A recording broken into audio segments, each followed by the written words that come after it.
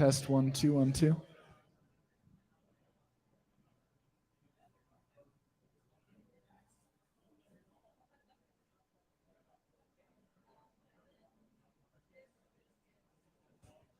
Test 1 2 1 2.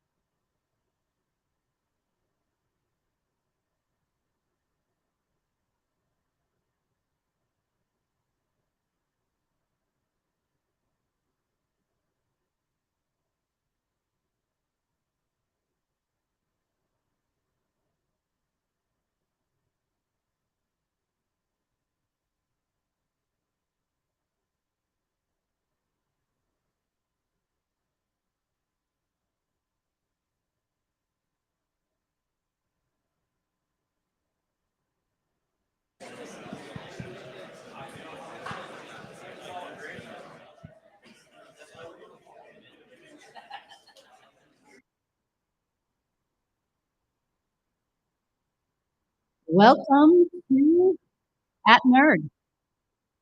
We're starting, y'all. Yes. Yeah, let's get this party. All right, let's welcome Tom Karren, our special guest for this week's At Nerd. All right. Hey, everybody. I'd like to start off by just saying thank you so much to all fellow nerds at Nerd United who are here today, and also Wayne. Welcome, Wayne. Yeah. Yeah, So, Wayne. so shout out to all the nerds and also to Wayne. So let's get going. So, Tom, why are we here today?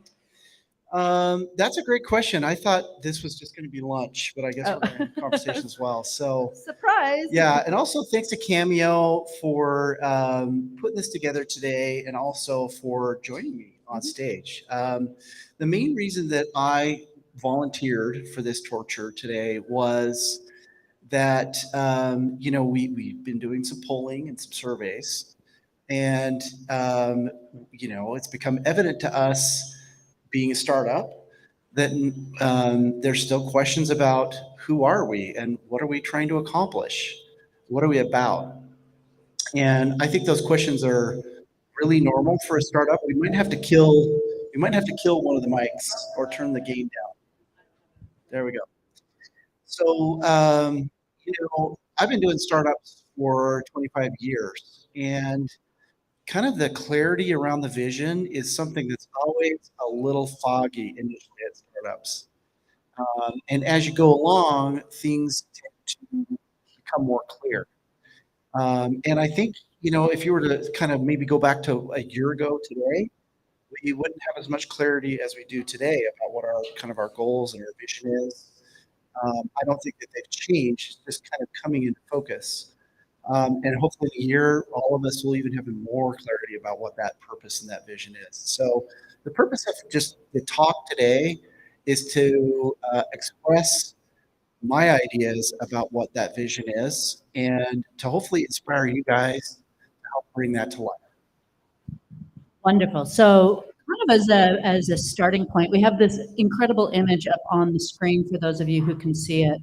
It's titled "On the Shoulders of Giants." You've read that book, way over my head. But why is this an important image, and why are we starting from this? Yeah, and thanks to Cameo for prompting the AI to get these images for us. She stayed up all night working on this, but we're trying to convey an idea.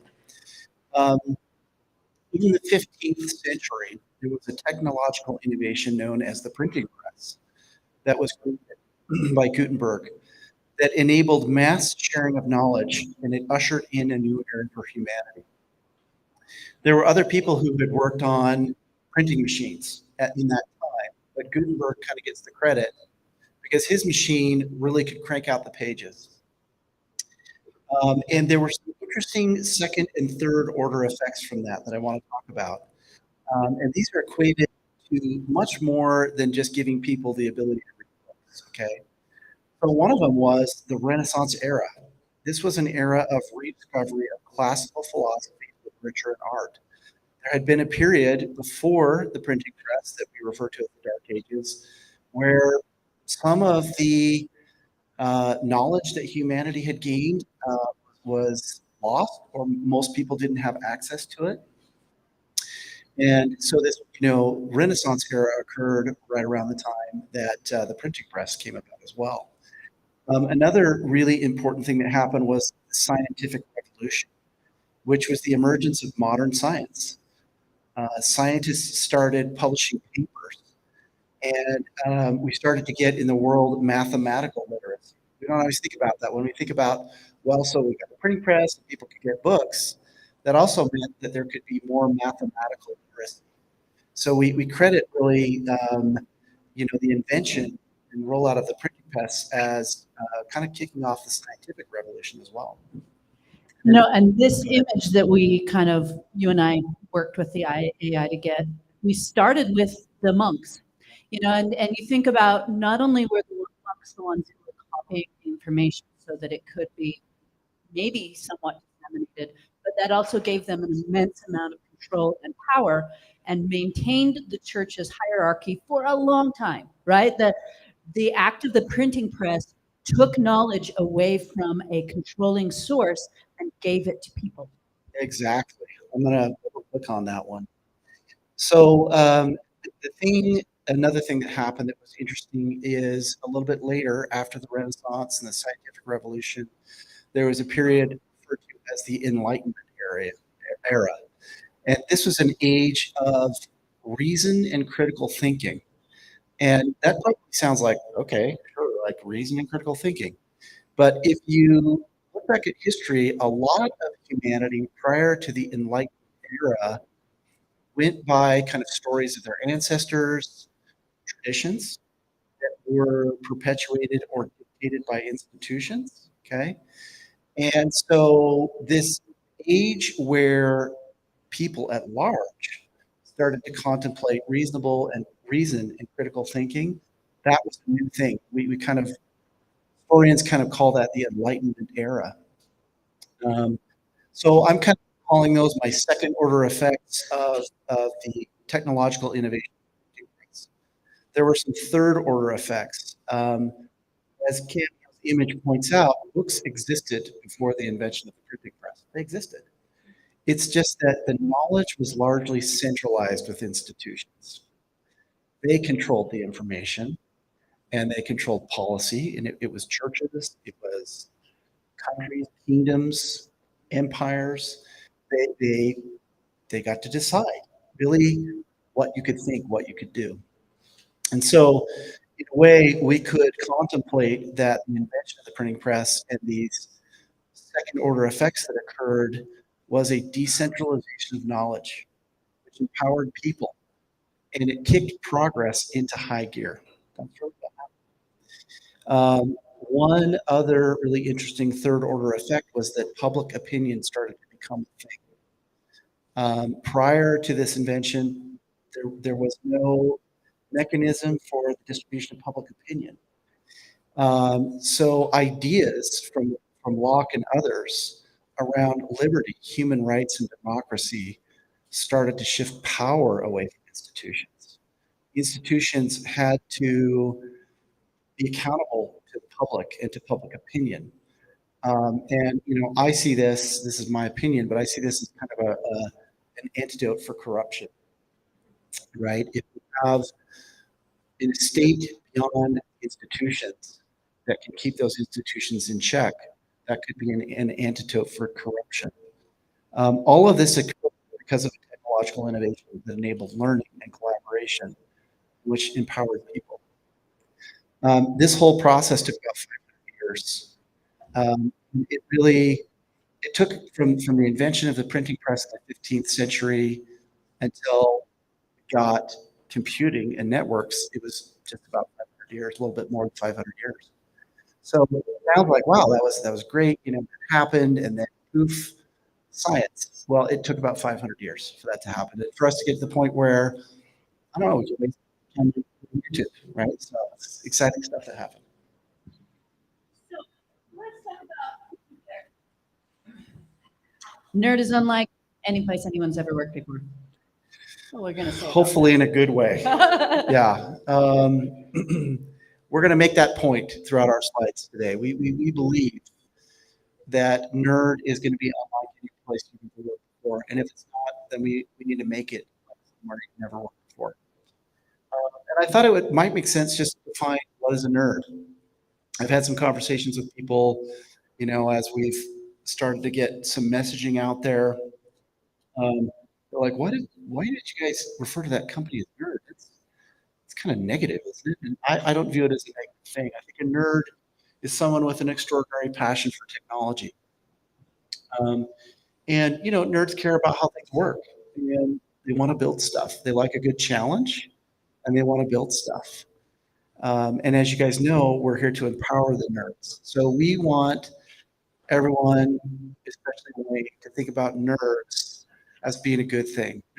Wayne is a sales guy, by the way. So welcome again to Wayne. Yeah. All right. So is everybody clear on what a nerd is? So I had an interesting conversation as I was checking into consensus. the person read my name tag and she said, "What do you mean by nerd?" Old meaning? And she had kind of this stinky look on her face. And I said, "Well, if the old meaning was somebody who believes in complicated things like technology and believes that they're the key to changing the world and wants to be involved in that." And she was like, "Oh, that's so cool." Nerds are pretty cool. Let's get a round of applause for all the nerds. Yeah. All right. So, we've talked about our vision before here at the company. Yeah, I mean, you're all the time. You're like innovation, innovation, innovation. Yeah. I mean, when do I not talk about innovation? No. Right? Always. So, what is the vision? Disruptive innovation improves the human condition. I hope I made a pretty good case for that with our little discussion about the printing press. Our mission is to create platforms and tools that drive blockchain technology into market solutions. I'm going to double click on that one. And our purpose is to connect builders to rewards by qualifying their contributions. And there's an important word on the screen, and it's called merit. We are a merit-oriented organization. We're going to talk a little bit more about that as we get through the presentation today. But yeah, we'll call it good for that one for now. Okay. So let's talk about decentralization. And I think this is, why is blockchain important for innovation? Why is blockchain important for innovation? Well, that's a great question. I've been thinking a lot about that. First of all, it's a different way to do projects. The projects that we're doing here at NERD are community owned and community driven, or at least when they fully decentralize, they will be community owned and community driven. They start out a little centralized, but then the hope and goal is that they will decentralize. And the mechanism for that is our distributed governance framework and the charter that dictates how the incentives come into play for each of these organizations. And what are we doing? Well, it's nerds all over the world building the future. We're talking more about how that happens. But back to Cameo, your question about what is blockchain a mechanism of technological progress.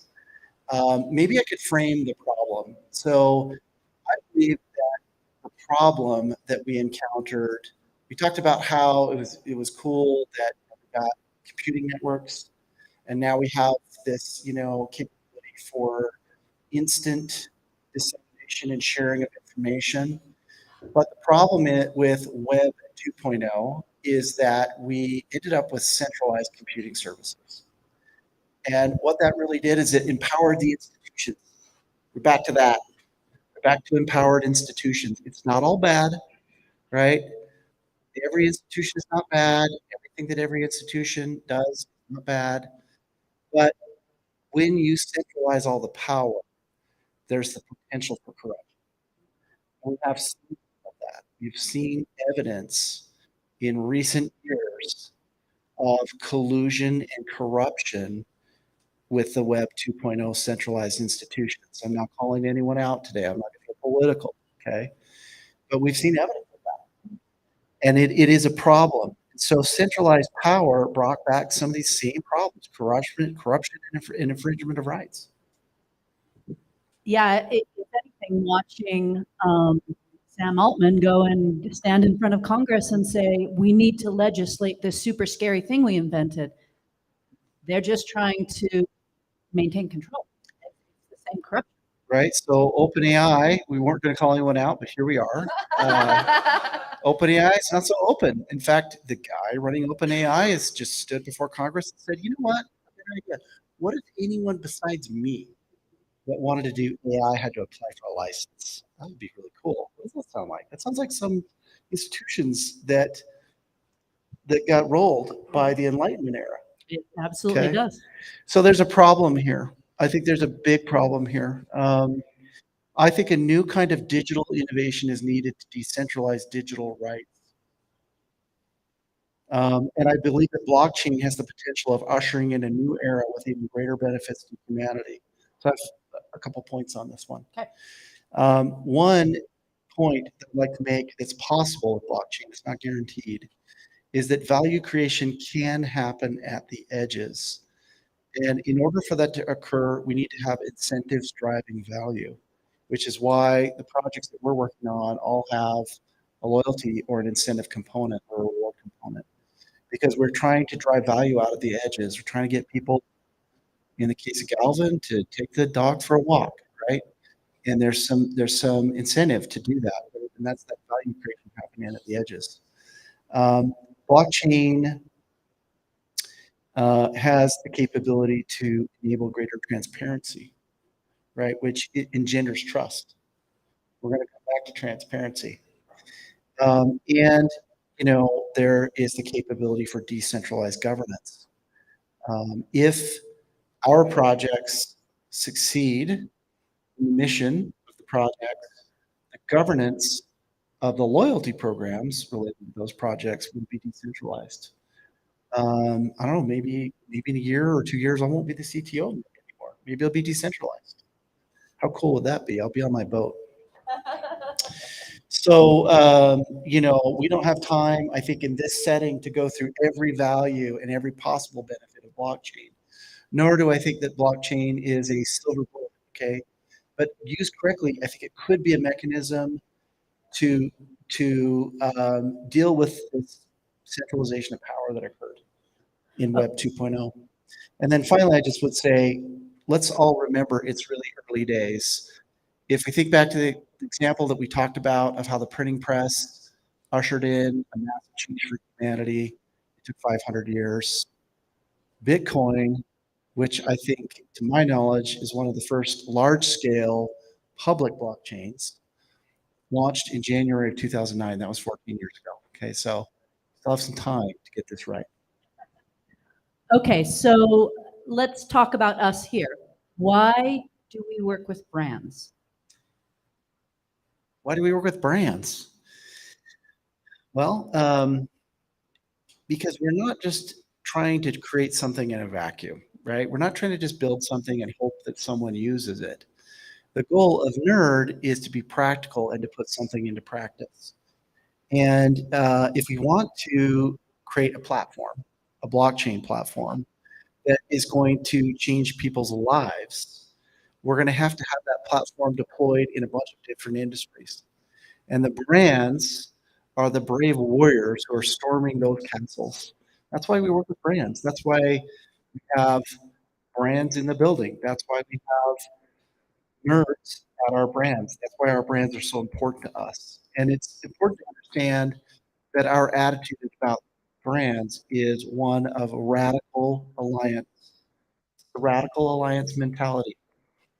We don't succeed unless our brands succeed. And our brands don't succeed unless we succeed. We will win together or we will fail apart. Okay. So I want everyone to understand that that's our vision for our brands. And it's an ecosystem of decentralized blockchain-enabled companies.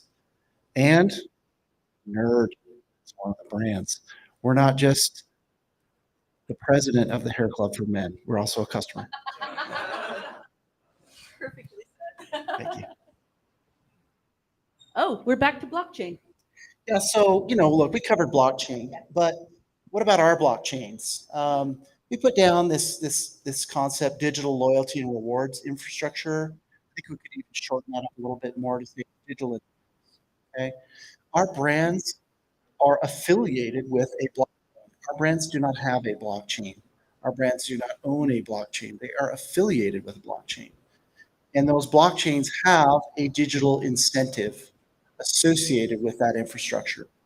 They're governed by a community through a charter, and they are administrated by node governance. So because we launched them, like Nerd wrote the tech, and then the brands launched those blockchains, we think of them as our blockchains.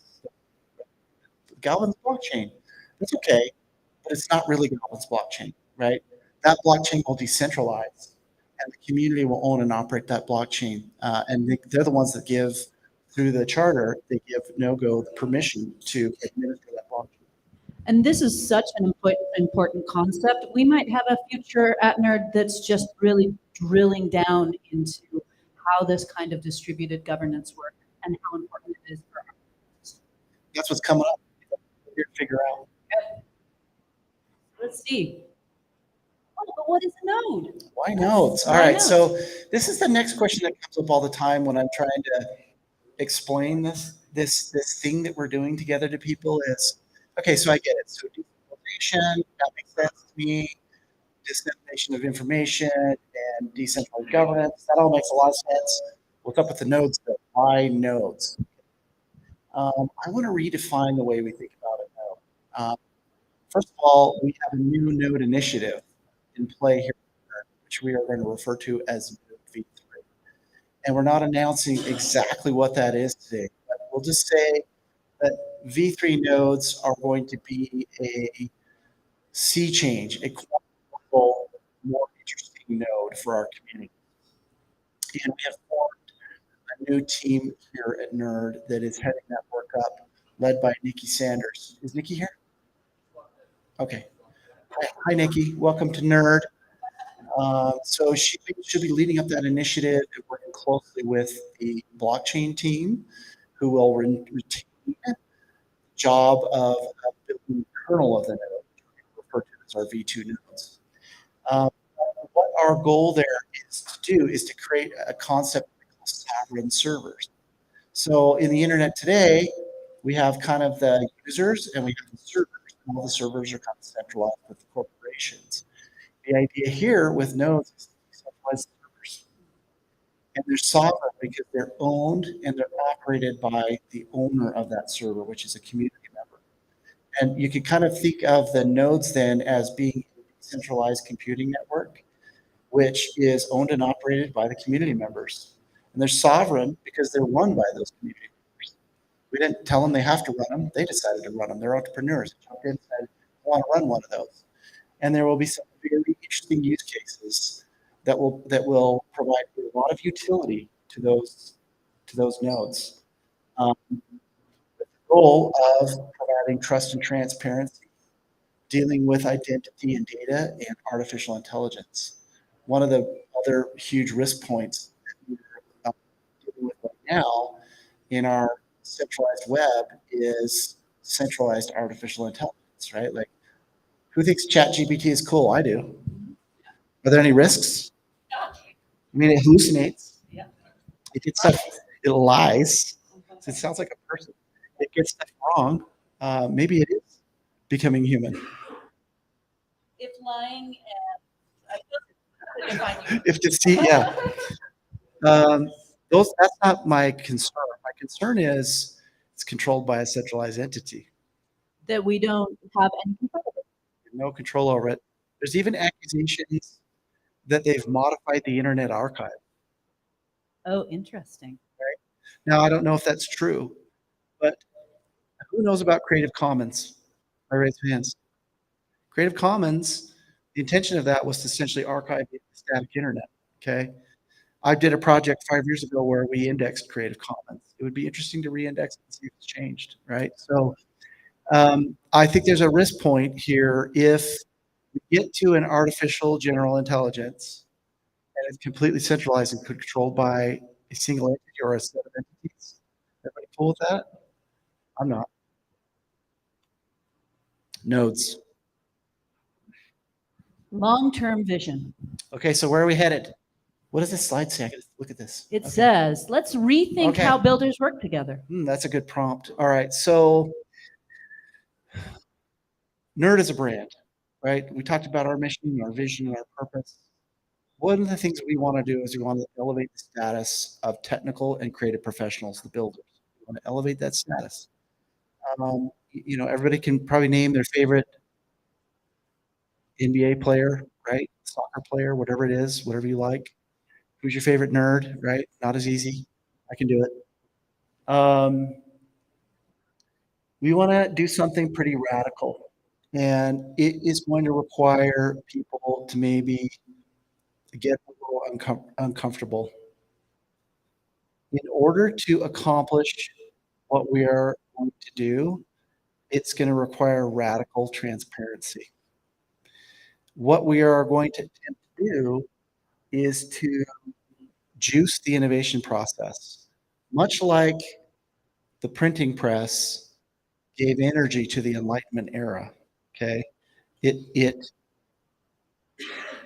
It put technological, scientific, and political processes into high gear.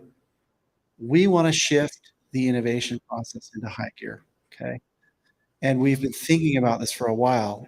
And what we've come up with is it's going to require the builders to rethink the way they work. Okay. And we're going to have to go to an era of radical transparency where now it'll be opt in. Okay. But the idea for Prime, the pivot that we're going to implement for Prime, is to allow the builders on a team, whether you're QA, design, product, project, backend engineer, theoretical full stack engineer, not sure one of those really exists, maybe Jared, the full stack guy. Um, it's going to require you to work in a way that's more transparent. And the goal is not to be creepy. The goal is to try to quantify how you're doing. And I don't care if you're on the 10-yard line or the 15-yard line or the 30-yard line. We're going to try to understand where you're at and then just see what we can do to help you get further down the field. Okay. So it's not about comparison to each other. It's not about feeling good or bad about where we're at. It's just about improvement. And there will be an incentive. Okay? And so the idea here will be Prime will leverage artificial intelligence on a node to look at how your team is operating and to quantify your work.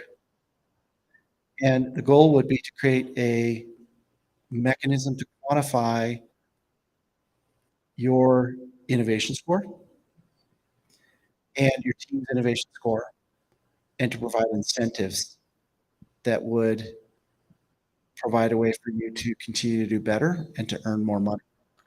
Coming back to that word merit, right? Coming back to that word merit. Tying reward mechanisms back to merit. That is the goal. And there are some risks.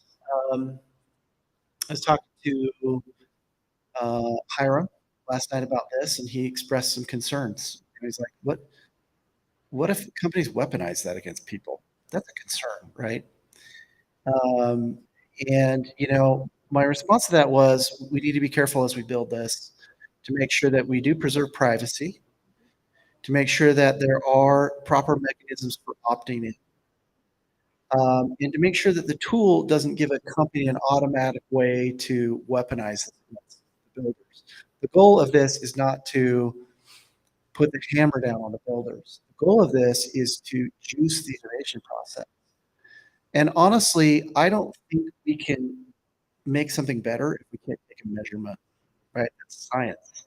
If we can't measure where we're at, how do we improve, right? And so we have to quantify this.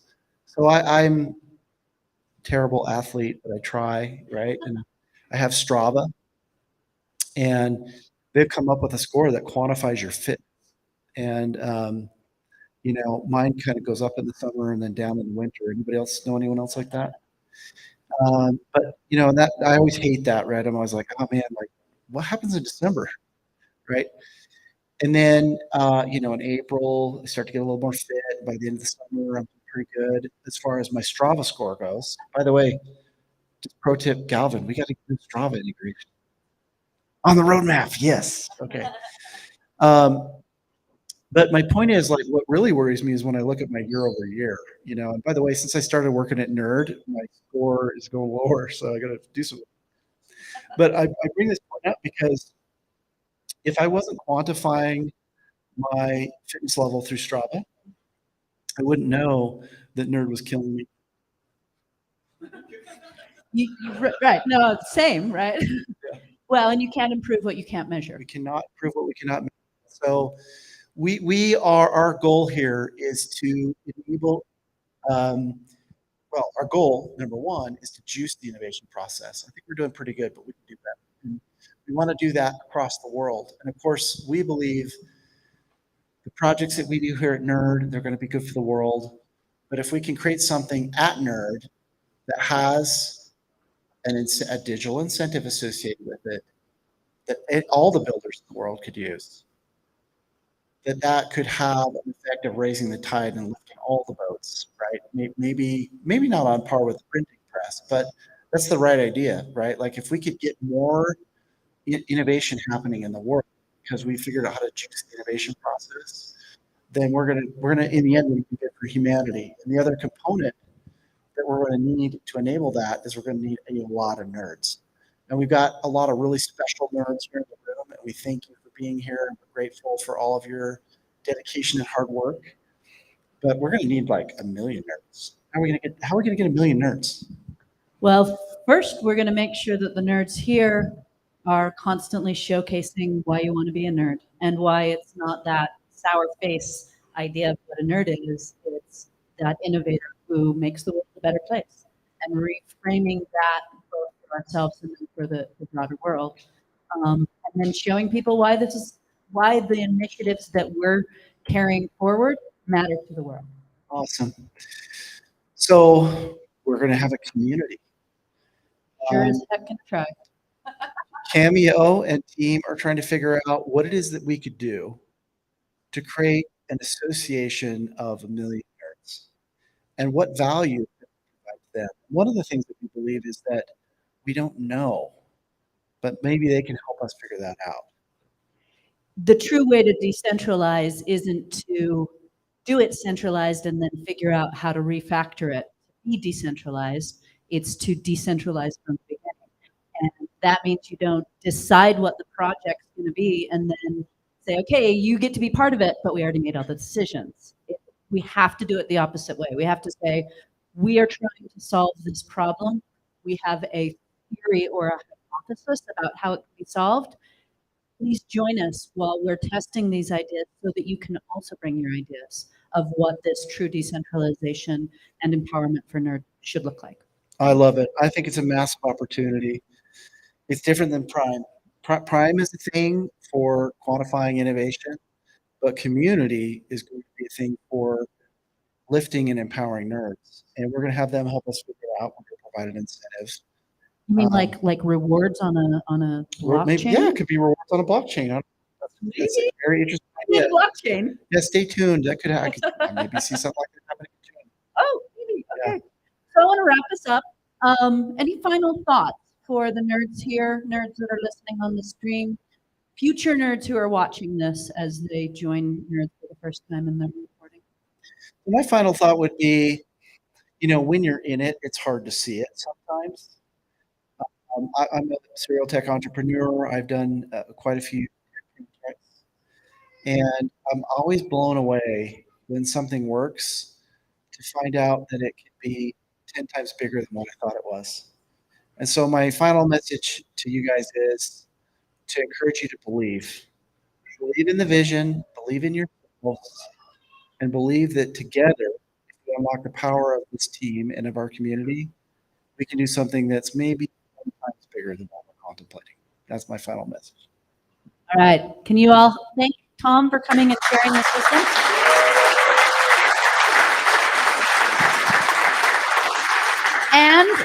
And I think it's important to also thank Wayne for joining us today.